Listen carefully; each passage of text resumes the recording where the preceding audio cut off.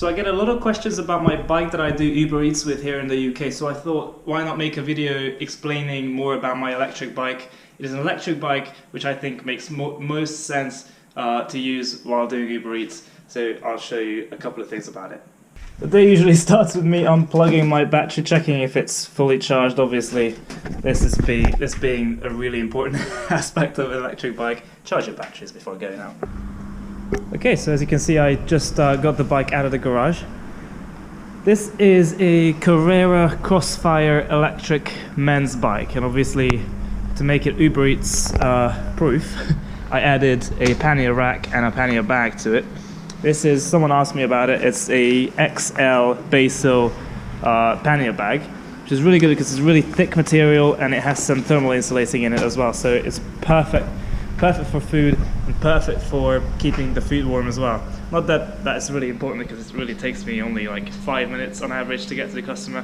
It never went cold on me, but it's really good that that bag is really thick. Anyway, so I put the battery in already. It's really cool because it locks in with a key, so people can't just steal the battery. Very easily check it. You can check it on there if it's fully charged or not. This one is about 70% charged, it says. Up here is the control panel basically for the bike itself. So this is going to give you information about the charge state of the battery and the speed that you're going, and basically what sort of help you're getting from the electric motor. So as you can see, there are 5 settings in total. You can just use it as a normal bike with no help from the electric motor, and go all the way up from Eco, Tour, Climb, all the way to Sport, which is constantly on, strongest electric assistance. So at the moment it is 73% charged, which is going to be plenty for the day, for tonight, for me to go out. A full charge of this battery, it's got a really big one, it's a 417 watt hour battery, which means I can get around 40, 45, 50 miles of range out of it, depending on the terrain and the temperature outside. So if it's colder, and the battery's going to perform a little bit worse, but I would still get 40 miles out of it from a full charge, which would take me a full day, 6 hours maybe, to completely deplete. So I'm never worried about battery life. If I start above 50%, I'm definitely going to be okay. Over here is where I have my phone set up, like a little dashboard running Uber Eats, which is a really cool sort of setup for me. You just glance down, check the map, and then just follow it.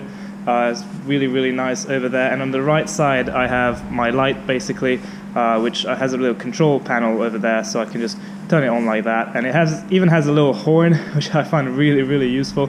I can basically beep at people, and they immediately move out of the way. It's not just one of those, bike bells. It's an actual horn, which is amazing. Over to the left side here is the remaining controller, and this is what I control the electric assistance on the bike with, and I can check how many miles I've done. Up to now, in total, I've done 517 miles on this particular bike, which is quite a lot considering I only got this bike 6 weeks ago. So I've cycled 80 miles a week, around 10 miles a day, which is not that bad, but definitely more than average. In terms of gearbox and suspension, we have a single speed at the front and 8 speeds at the back, which is plenty because it's an electric bike, so I only end up using maybe from speed 2 to gear 4-ish, so in between there, it doesn't really matter. You find your good frequency, of good cadence, and you just leave it there really, and let the electric motor do the helping for you if it becomes more difficult to ride, if you're going uphill, for example. So the electric motor is in the hub of the back wheel there, which I prefer. Some electric bikes have them in the hub at the front, and the light just turned off. Anyway, so what I was saying is that the electric motor on some more modern electric bikes, it's in the front hub, and I prefer it back there purely from an engineering point of view. It is better to have closer to the point of contact to the ground. That in that way, the electric motor is not actually straining on the chain. The only force in the chain is what I actually put in, so it's a normal cycling load, and on top of that, the electric motor will help me. Whereas if it was here, that would strain a lot of these components. So the gearbox itself would be strained by the electric motor plus my force, so that's not very good.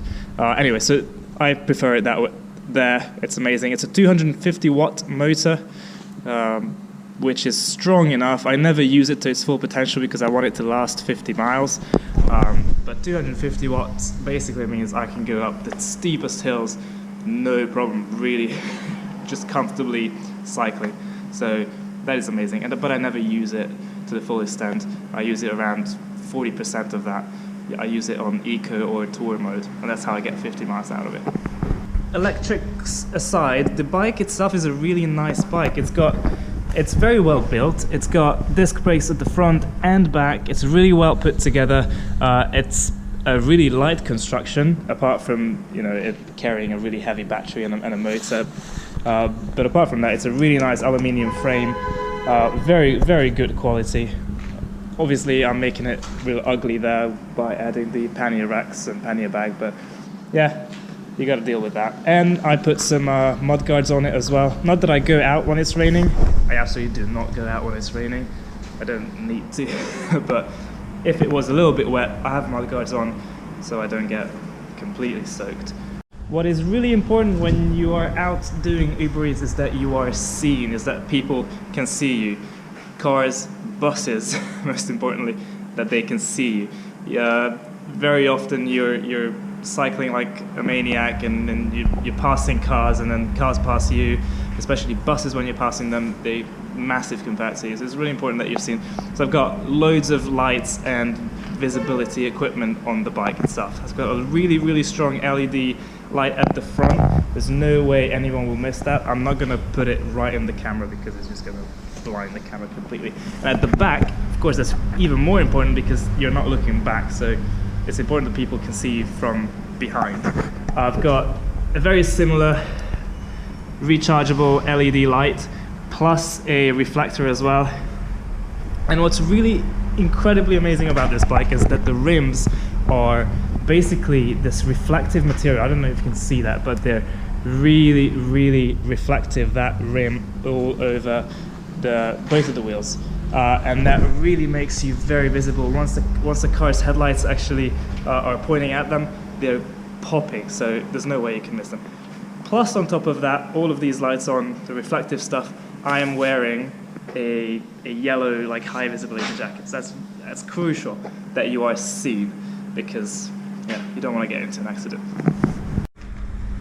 Another thing you want to worry about, and that's the last thing you want to worry about, is theft. So make sure that you have a really, really strong, really good lock. A couple of you have been asking, am I not anxious that my bike will get stolen? I just leave it around. I don't actually leave it around. I always lock it up. It might make it seem like on the videos, but I do go back and log them. It's really important. Unless I'm literally just getting off, ringing the doorbell, and then giving the food to the customer, I am going to lock the bike up. I've got insurance on the bike, so that if it's locked up and gets stolen, they'll buy me a new one, and that costs me less than £9 a month. So, it's not a huge deal in terms of how much I make and how much it costs me. That's a really worthwhile insurance to get. And then, of course, the cost, right? So electric bikes are expensive, but this one really wasn't that expensive. This is a electric bike that costs £1,200, which is around 1,500 US dollars. It's not that bad when you look up electric bikes. And considering that most vendors will get you a 0%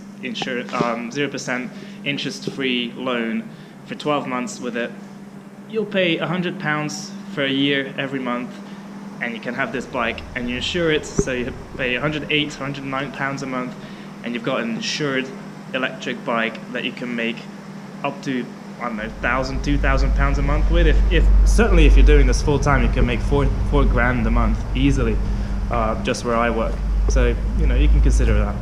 And lastly, let's talk about charging. So of course it's an electric bike. Oh, come on.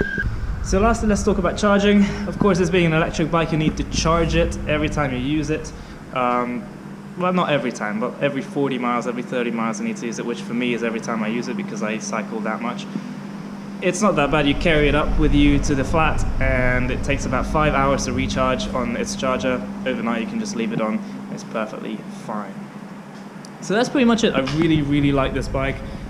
In the UK you can get it from Halfords. I think they're the only ones that actually sell it. This is the Carrera Crossfire electric bike. This is the biggest one as well, if you're wondering why it's so big, because I got the biggest frame. I'm quite tall, so I need the biggest frame available, but they make them in all different kind of sizes. So yeah, I'm really enjoying it. I'm putting serious miles in it and I hope you're enjoying the videos that I'm making with them. So if that's the case, please like the video and subscribe to this channel, because there are definitely more to come. See you in the next one.